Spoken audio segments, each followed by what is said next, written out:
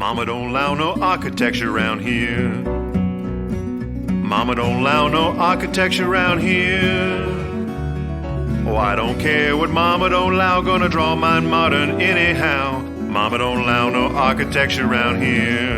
Welcome to US Modernist Radio, where we talk and laugh with people who enjoy, own, create, dream about, preserve, love, and hate modernist architecture, the most exciting and controversial buildings in the world. Show your support by visiting US Modernist's massive mid-century modern archives. It's a lot of syllables.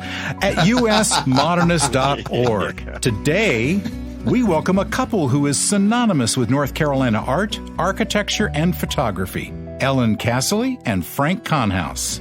And now, the guys who used to think comedian Andy Kaufman had a famous Frank Lloyd Wright house in Palm Springs, George Smart and Frank King. Hi, I'm Frank King. What, did he sell it? I don't get it. Well, you have to be a real architecture nerd, Tom, to get that last bit. Oh, well, I guess that's good for me. Support for U.S. Modernist Radio comes from our new sponsor, Realtor Angela Roll.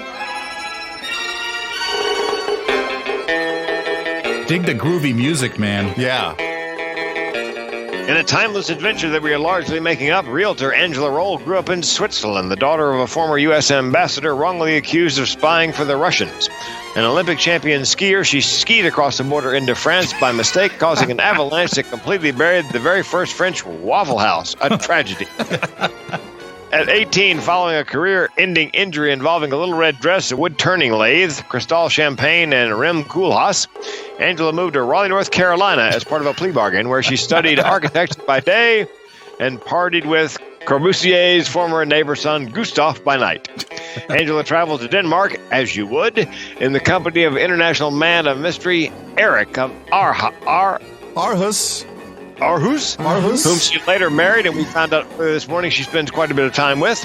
And while sketching a piece of licorice on a napkin at IKEA, they were confronted by Santiago Calatrava for stealing his turning torso design.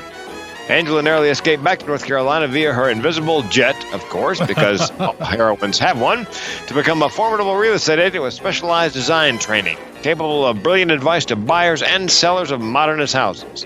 Angela Roll is your special agent. Reach her at angelaroll.com. That's ROEHL, or 919-995-0550. Hey, thank you, Frank. I'm George Smart. Architect Ellen Cassilly worked in Paris with Christian de Portsamarck, who you'll recall was a winner of the Pritzker Prize. Oh, yeah. And yes, of course. And Arata Isotaki in Tokyo before coming to North Carolina. After bringing exciting projects together for other firms, such as the North Carolina Museum of Art Amphitheater, she started Ellen Cassilly Architect in 1999. She is featured in the book, Drawing from Practice, and she co-teaches the Architectural Design Build Studio at NC State University each summer. She's an excellent swing dancer, as I can personally attest, and she is recognized as a thoughtful, dynamic, award-winning architect, teacher, and mentor. Her firm was voted Best of House 4 years running. With her husband, Frank Konhaus, no couple is more extensively involved in the Durham art scene. For example, Ellen and Frank brought French photographer and installation artist Georges Rousse, did I say that right? Mm-hmm. Georges Rousse to North Carolina twice for public art projects. They also gave birth, which I believe took longer than 9 months, to a spectacular house/museum/gallery called Cassilhaus, a combination of their names. The house now celebrates its 10th anniversary. Oh, congratulations. Yes. Frank Konhaus is founder of Context Systems, an audio-video integration firm in Durham, North Carolina. He has a degree in chemistry from Duke and also attended the College of Design at NC State. He and I share the same fanboy love for an obscure folk singer who used to appear on the Smothers Brothers Comedy Hour, Jennifer Warnes. The loveliest voice you'll ever hear. I never knew she was on the Smothers Brothers. Oh, yeah. Wow. She has this kind of sexy yodel that is just unforgettable. I didn't know she was on the Smothers Brothers. But I digress. Back to Cassilhaus. More than just beautifully designed and built, the house is part gallery, part artist quarters, and overall one of my favorite houses. Frank directs the Cassilhaus Exhibition and Artist in Residence program and manages the Cassilhaus collection of contemporary photography. He produced 2 documentaries, one on George Roos and the other one on sculptor Patrick Doherty. Frank is also back from a unique 6-month walkabout of the United States. Welcome, Frank and Ellen. So nice to be here. Great to be here. Ellen, how did the idea for your house start out? And did it change over time? Well, we were late bloomers in the love scene. We can talk about love on here. You can. Okay. So we were both... You can kiss if you want to. It doesn't... That would be a long-distance kiss. So we were both in our mid-40s and getting together as a couple and thinking children were not on the scene, but we loved art. So having artists come and spend 3 to 7 weeks with us at a time was a really great way to incorporate art into our lives. And we sometimes sort of jokingly call them rental children, so they can come into our lives. Ooh, I love that. We have a great time with them, and then we send them back on their way. You're like grandparents, really. Absolutely. Yeah. And the older we get, the closer it is to it. So how did the house as a structure start out? So we obviously needed a place for us to live, but we also, I design in my practice some very small structures and some very large structures as far as houses. And I was designing houses and people were wanting these houses that in my mind were just a little too large. Like they had spaces that were so specialized. And I thought, when are you going to use that space? That's really crazy. And so we wanted to really use all of the spaces in the house. So we thought, well, if we have artists come for maybe half the year and we're interacting with them that half of the year, and then the other half of the year, then we rent it out to help pay for the artist residency. And so that manifested in, I guess one could call diagrammatically a dog bone. Okay, dog bone, yes. It's very yeah. technical architectural term. Or barbell. And so we lived in one side of the barbell, so that was one pod, and on the other side was where the artist lived, and then there's a bridge that connects the two, and that is a photography gallery, or gallery, often with photography. Brilliant. Yeah, so I read that you created a prototype design for Cassilhaus out of Play-Doh. Now, did that involve weed by chance? Did you sitting around? That did not. It started out as rocks. That was the first one with rocks. We were walking along the creek when we first purchased the land and were trying to imagine its future. And I think we were actually skimming stones on the creek, and we started to talk. Like Opie and Andy Griffith?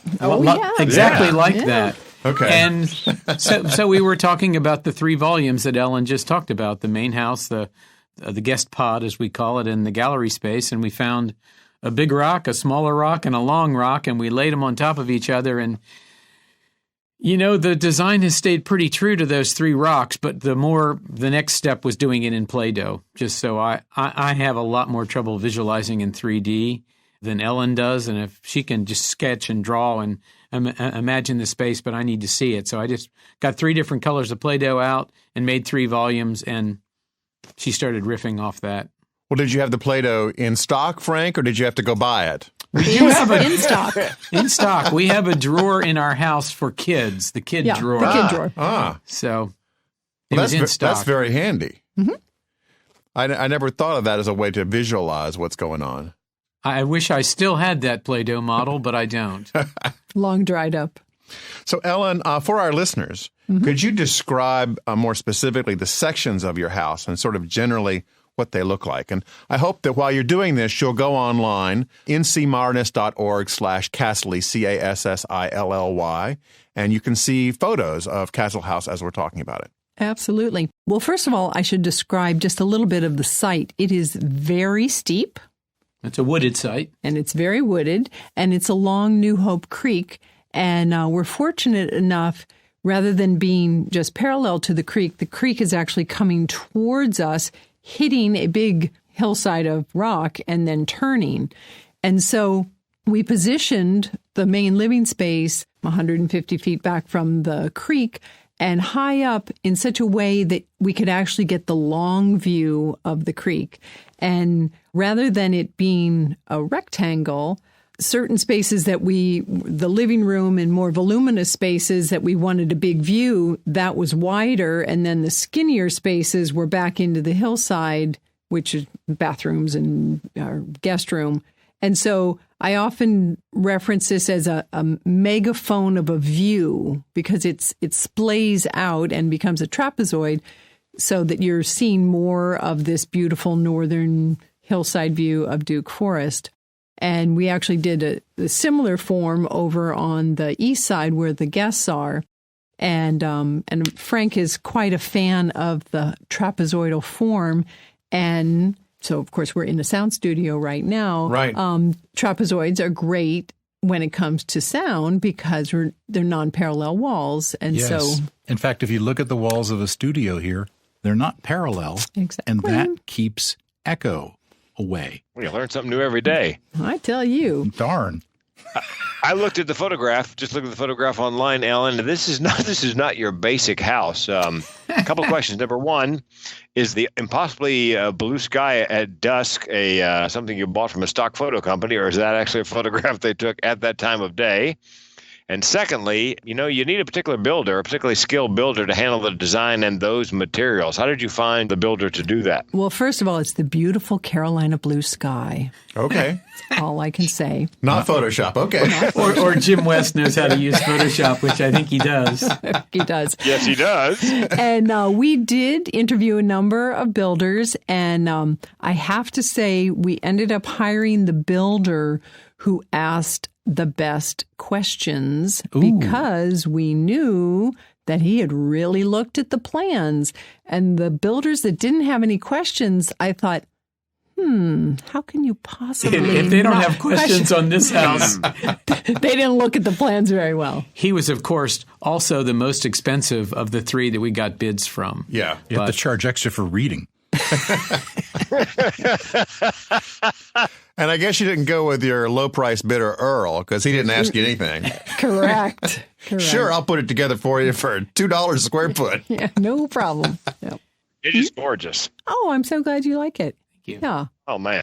So were there any difficulties you encountered during construction? Any surprises that popped up, like underground wells or giant rocks or Indian burial ground. Well, we did a little ceremony to make sure that we wouldn't hit any rocks. Okay. We got the spirits out. Yeah. Okay, good. And there were a few rocks and they all became part of a retaining wall, but they were all manageable. Really the only terrifying part of the construction was whether we were going to hit a massive vein of rock, because right down the hill from us, there are Volvo-sized rocks in great quantity.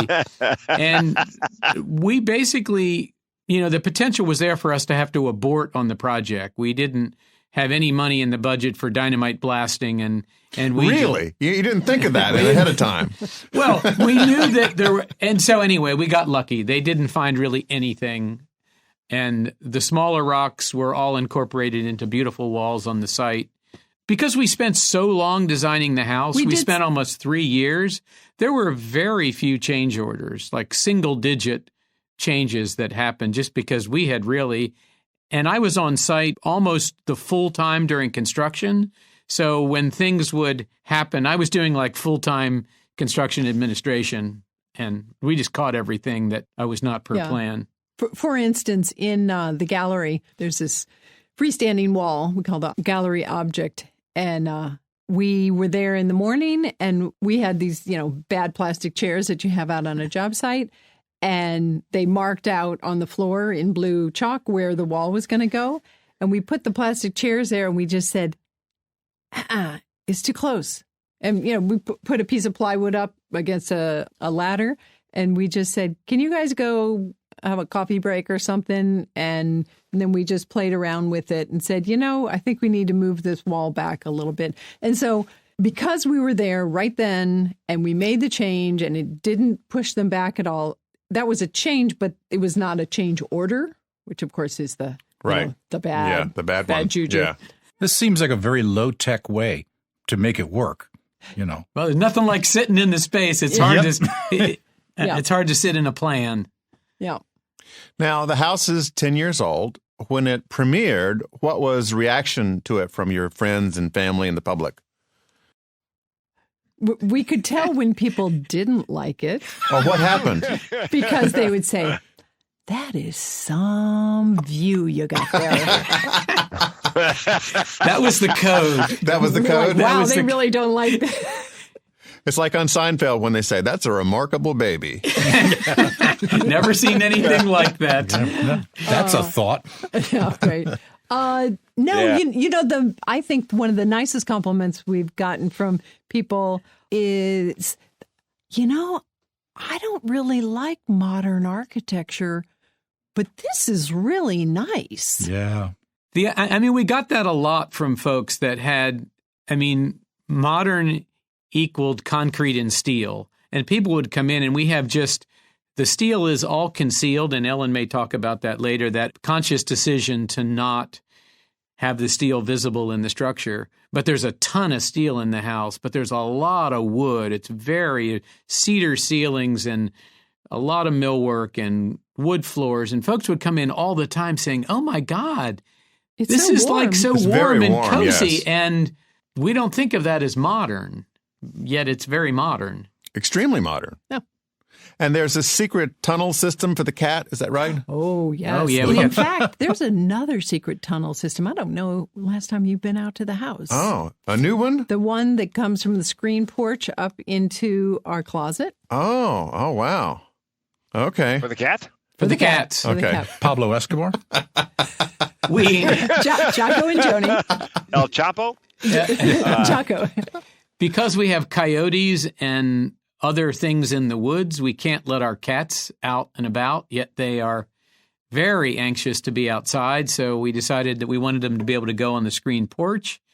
And our kitchen is right in front of the screen porch, so there was no way to put a cat door through without going through an appliance or a cabinet. And we looked at the plans and figured out that right above the ceiling in a certain spot came up in our master closet, and we did this very intricate cutting of the floor and putting of platforms in between the trusses, and our cats can now freely circumambulate between inside and out. And we can put a plug in for the Franklin cat tree made by an unemployed architect. Okay. I was thinking maybe you'd sell this to Habitrail or something that, for there. What is the Franklin cat tree? The Franklin cat tree, this architect, maybe in New York or something? No, he's in California. He It's took an basically a IKEA Stroman pole. and then he CNC milled these platforms that you clamp in every 6 inches. It's basically or a something. spiral staircase for cats. For cats, yeah. Oh, okay. Yeah. And he did much, much better in the cat furniture business than in the architecture business. And he has a huge expanded line now of cat furniture. Wow. And his cat's name was Franklin. Oh, there you go. That's definitely a niche field. Quite. Yeah. So we have 2 in the house now. Two cat tunnels. Two Franklin cat trees. Oh, 2 Franklin yeah. cat trees. Yeah. And then there's another area for the cats to get down in the basement. It's really like cat elevators almost you have there. It's a very cat-centric home. Yeah. Yes, well, I should tell you guys, we have 8 cats. We have 2 or 3 in the garage, but because of the mountain lions locally, they cannot go outside. So I had a friend of mine who's a carpenter design a catio. Oh, yes. Yes. I'm working on a catio right now for a client. There was a bunch of shelves we couldn't really use for anything else. So there's ramps and holes, and there's a cat box and food and water, and so they can come down and interact. And then eventually we will extend it outside so they can actually have their own little outside area again to stay away from the mountain lions. You're my hero, having 8 cats. Yeah. Well, when we started adopting cats, people find out 4 of them. 3 were dumped at the community well, the pump house. We adopted those. Somebody just dumped one on one of the roads that runs through our neighborhood. Somebody saw him dump this black and white cat out and then drive off. So I got a live trap, and I got the kitty crack, the Fancy Feast white cod, I think it's called. Yeah. Kitty crack, yes. Next morning, the black and white cat was in the live trap, and we brought him home. So we rescued the animals. Well, since we're both cat people, here's my question. It's an artist in residence program, but you didn't say what kind of artists. Do you accept comedians? Because my wife, Wendy, and I, and the 8 cats can be on a plane tomorrow. We'd love to have you and Wendy, but I don't think our cats would be on board for the other cats. Our cats are not other animal friendly. We actually have invited a comedian / ventriloquist from London who has not yet accepted our invitation, but we do have... maybe she'll listen to this. Maybe she will. Yeah. Fame I think and fortune. having a ventriloquist on the podcast would be a great idea. It really would. You know. Let's get them as a guest. Yes. Okay, so here's my question. You picked a comedian who's a ventriloquist. Now, does the dummy actually, like steel and glass or something? Why did you choose that particular comedian? We saw a film called Her Master's Voice, which is just genius. So you need to rush out and get a film called Her Master's Voice. Her name is Nina Conti, and she is drop-dead hilarious. And anyway, you have to see the film. It's sort of quasi-documentary. Which means you can get it at Netflix or... Well, yes, it was on Netflix for a while. I think it rotated off of Netflix, but it says here, internationally acclaimed ventriloquist Nina Conti takes the bereaved puppets of her mentor and erstwhile lover on a pilgrimage to Vent Haven. Vent Haven is a ventriloquy museum in Kentucky. Wow. And worth the trip.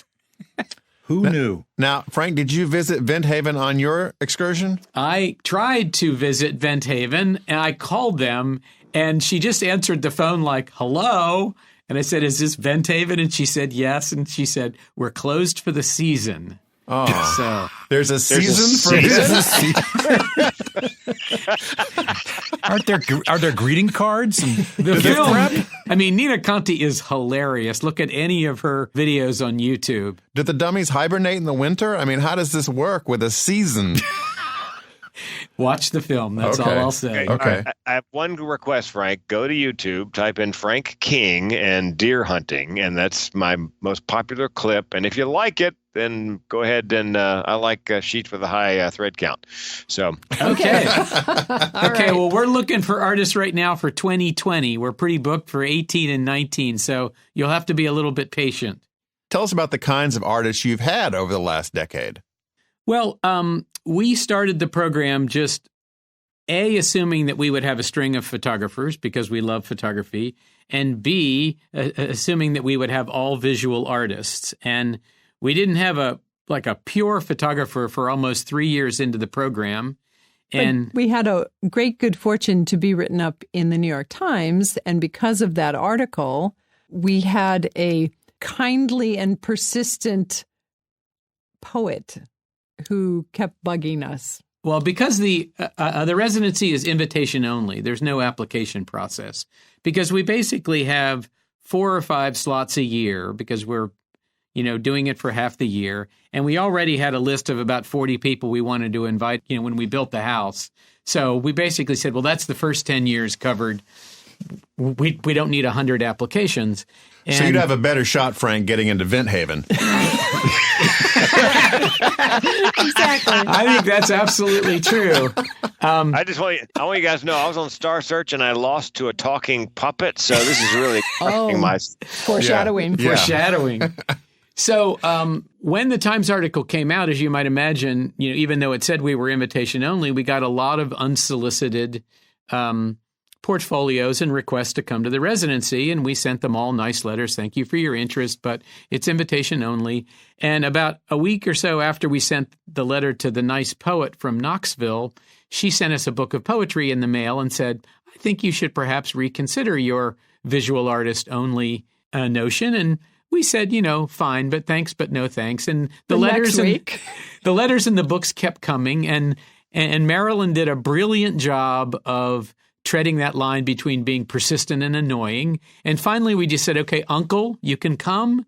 And she came, and it was like a light bulb went up for us, because when she went to do her talk, which in her case was a performance, We normally invite our email list, and we get the same wonderful, but, a lot of the same folks were coming. And she said, I'll take care of the guest list. And all of a sudden, we had 35 poets in our house from the Triangle. And we knew one of them.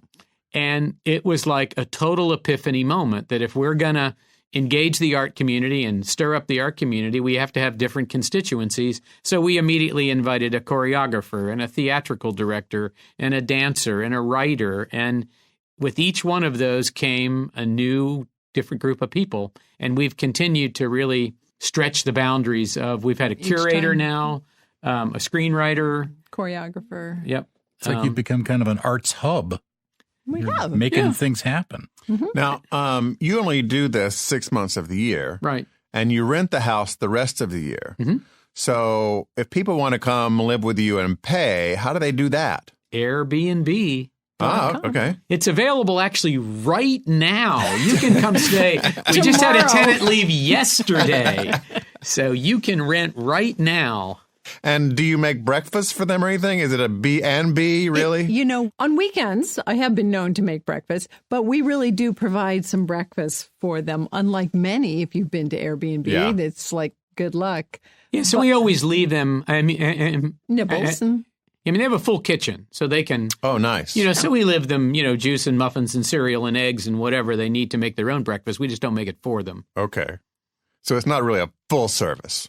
But they're enjoying the space. They are indeed enjoying the space. Which is really quite majestic. And we also tell them that they are funding the residency, which is absolutely true. 100% of the proceeds of our rental go into the residency and exhibition program.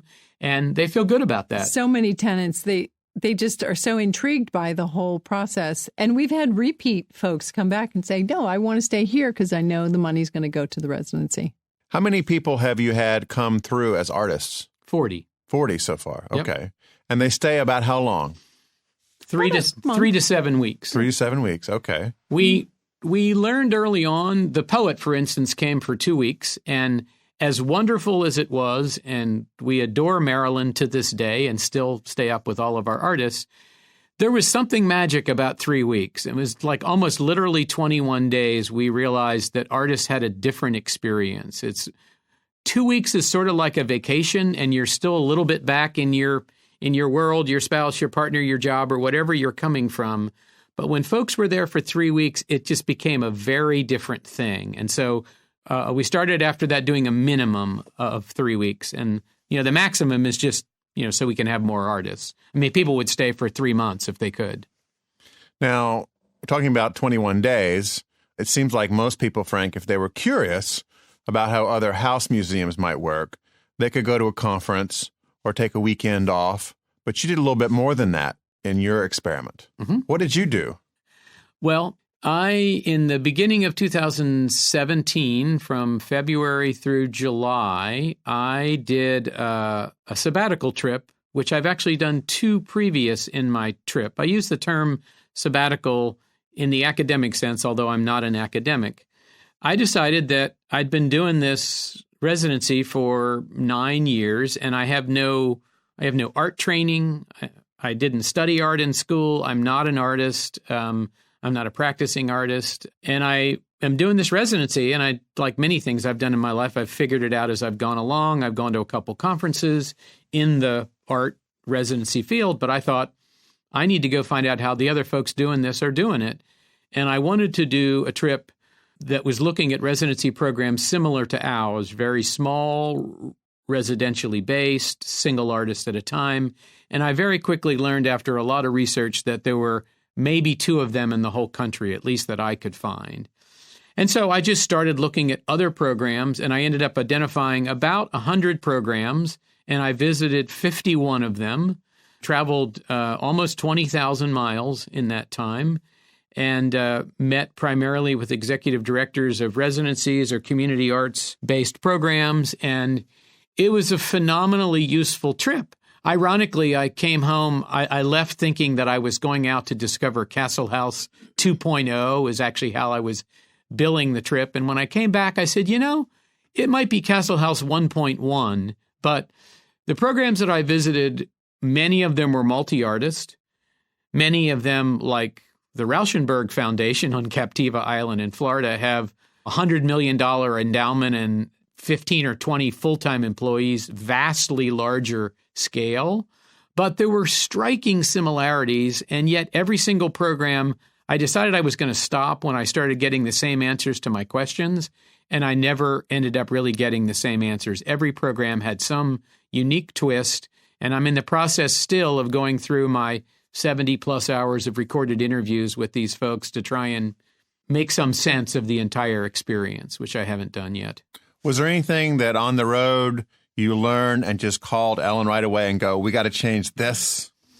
One of the things I was looking at was governance, whether, we wanted to become a 5013C. And Cassilhaus is just Frank and Ellen. There's no legal entity. And our board meeting is at breakfast. Yeah. And so after talking to all these people about boards and board recruitment and fundraising, and I have a very low tolerance for anything organizational. So I think I learned some things that I did not want to do. And yet I can't remember anything specifically off the top of my head because I have a terrible memory, but there were a ton of little tiny details, little amenities or little ways that they interacted with artists that I said, oh, yeah, it's a great idea. I'm going to incorporate that. But no fundamental shift. I think the biggest difference between our program and the majority of programs that I visited is that ours is a single resident at a time. And a lot of the huge value of these multi-artist residencies is there's a cohort of 8, 10, 12, 20 artists at a time, and the sculptor is interacting with the photographer who's interacting with the musician or multimedia artist. They're riffing off each other. They're collaborating. We don't have that to offer, but we also offer something that these programs don't, and that is a lot of individual attention of trying to connect our visiting artists with resources in the community, which these other programs could never do with a dozen visiting artists. And it is a true retreat. They're in the woods. They don't get this uninterrupted time away from their spouse and their kids and their job if they have a secondary job. It is focused time that is time and space for an artist is the ultimate gift, is what, basically I learned. Some of these residencies have full-time chefs for their artists. There's a lot of really elaborate and amazing programs, but I think all artists really need is just the time and the space and the environment and the creative license to do what they want to do. We've had no bad experiences with 40 artists, and many of them have become lifelong friends that we visit. I visited 9 of our former residents on my trip. I do remember one time you were talking about certain residencies, the artists have to pay, and other residencies, the residency pays the artist. And, I think it was really clear to you that, okay, we do not want to go in either of those directions. Yeah. We give the space and the stocked kitchen and if we're going to the movies, we say, hey, you want to go to the movies with us? We do ask 2 things of our artists. One is that they do some interaction with the community, and that could be anything from a small pop-up show in the gallery. It could be an artist talk. It could be sort of doing a little class workshop, explaining some technique that they have. And then the other thing is we have a door that's sort of under the stairs, and if you open the door, each of the artists has signed it in their own special way. It's a very unique space. Is it near the cat tunnel?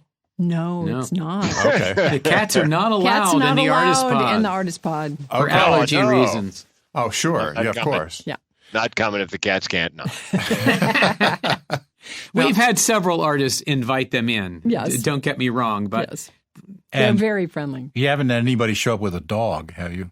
No. Well, one. Oh, yeah. And that's a funny story. So this couple, they're wonderful curators and writers. And they would not come without Wellington. And we thought, what are we going to do? And so we have a listserv for our neighbors, and we contacted our neighbors, I should back up to say that at the 5-year anniversary, we actually we couldn't have all the returning artists stay at our house, so we contacted our neighbors and we subbed them out to various of our neighbors, and the neighbors loved it. And so they still talk about their artist. My artist, yeah. And so one of our neighbors said, well, we love dogs. Sure. And this is a neighbor we didn't even know. We really didn't know this neighbor. Okay. And they said, we got 3 spare bedrooms. Kids are all gone. And they are like bonded at the hip. They visit each other all the time, that the artist couple and this couple, and their dogs were inseparable. Now, Ellen, of the artists staying with you, have any of them created something at Cassilhaus, a piece of art that's been significant? Well, Mame Kratz spent 5 or 6 hours a day. She's a sculptor in Arizona, and she loved trouncing around in the forest because the forest was so different from, of course, where she's from in Arizona. Yeah. Trees, exactly. And she started making these little bird's nests that you would think a bird had made. They were so beautiful and intricate. And so she wasn't just stealing them from the woods. No, she was not stealing them. But so she created 2 things. One is for her going away present, what she put in the door was kind of a treasure map. I guess treasure map. Well, it had little hints. Hints. And Frank and I had to trounce through the forest and find these different things in the forest. And one was one of these bird's nest that was spray painted red, and it was way up in the tree. Up in the tree. And then we kept going and found something in the creek, and then we kept walking and walking. And she had created in the forest a nest. It was about 4 or 5 feet in diameter. Oh, wow. 4 or 5 people could fit inside this nest. Yeah. It was this great construction that she had built in the forest. And that was dreamy. What happened to the nest? It has slowly returned to the earth. Nature okay. did its course. However, she did give us another little nest, which is now incorporated into our entry mat, if you will. I guess you can't see those air quotes on radio. So when you come into our house, there is a tree grate, a municipal tree grate that you would see on a city street. And so it is rectilinear and it's steel. It's steel, and it has little open spaces, and it has a big hole in the center where the tree would be growing out of. And so we always said, well, someday we'll commission an artist to do something in that hole where the tree would be. But in the meantime, we just sliced a tree and stuck a little 4 inches slab of tree in there. And then when Mame gave us this nest, we said, and Mame's artwork is, she often takes things from nature and she casts them into resin. Mm-hmm. And so she cast it in this yummy green opalescent resin. And Frank and I had a month project of trying to do the backlighting underneath this. So when you come into the house, there's a tree grate, and you look at this glowy green resin, and inside the resin is this floating nest. Wow. Yeah, it's pretty lovely. Cool. And if you go on Frank's blog, you can actually see all of these in excruciating detail. Tell us the location of your blog, Frank. It is, well, the easiest thing to do is just go to the Cassilhaus website, cassilhaus.com, and go to the blog link rather than tell you the whole typepad address. Okay. So just link from the blog. And it goes back to literally the land. It started out as a construction blog for the house, and it evolved through very detailed throughout the construction process, which would be of interest to the architectural geeks in the crowd. But then it sort of morphed into the art-related exhibit and visiting artist blog. One other thing just to pass on about was anything made there. We're actually very excited right now because our screenwriter that came just in January of 17, in fact, I delayed my sabbatical to allow him to come because that was the block of time that he had available. He finished like the last quarter of his book while he was there, his new novel, and it is finished and it comes out in April. On like April 1st, and he's on a book tour now with advance copies, and he he absolutely said, I would not have finished this book had I not been here on the residency. He might be a guest. Sure. Actually, no, and Patrick Doherty did his piece at our house. Yep. So we have a Patrick Doherty woven stick sculpture inside the house that he did during his time there. Now, Frank has gone on this big trip. Have you had any couples come to you and say, hey, we want to build our own crazy good house and have our own residency program? No, although one of my dreams when we started this whole thing, I was meeting so many older folks who were lovers of art and kind of empty nesters. And I thought, you can do it at your house and you can do it at your house and your house. And then because these are all individual retreats, then if you want more interaction, then on Wednesdays we get together for a potluck or something like that. Yeah, so that would sort of give us the best of both worlds of the multi-artist residency. And the individual. Well, it sounds like your neighbor has 3 bedrooms that you could throw into this, right? Yeah, there you go. true. It's not exactly a fabulous modernist house, but No. But you could quadruple your capacity just like that. Yeah. The annex. The annex, yeah. Well, we are planning the 10-year reunion. yeah, it's going to be in June of 19. We're going to invite probably be 45 artists by artists. then back. And we hope we don't get all of them, actually, but We'll figure it out. we will figure it out. Maybe you can bring the giant nest back and get a shot with all of them in the nest. There you go. That I would did be actually sweet. pitch. There's a continuing education organization on the Duke campus called OLLI. It's like a lifelong learning. And I have pitched to them a start your own residentially based artist residency program. So we'll see if they bite on that for next spring.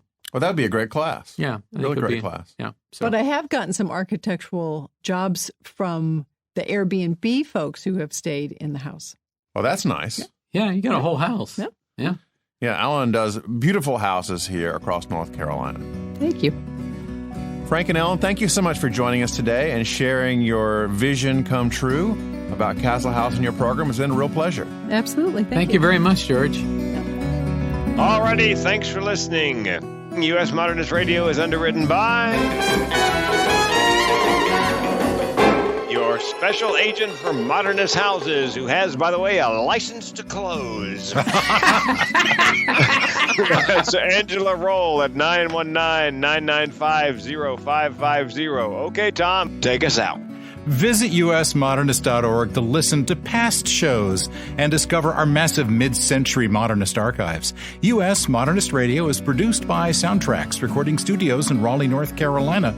That theme song was performed by George Smart and Robinson Earl. Cindy Stratton, not her real name, researches our guests from a secret underground bunker very close to the Whole Foods. US Modernist Radio is a production of Triangle Modernist Archive, a nonprofit educational organization for the documentation, preservation, and promotion of modernist residential design. I'm Tom Guild. George and Frank and I'll be back in 2 weeks with another meaningful, socially conscious, culturally significant... Oh, wait, that's Francis Anderton.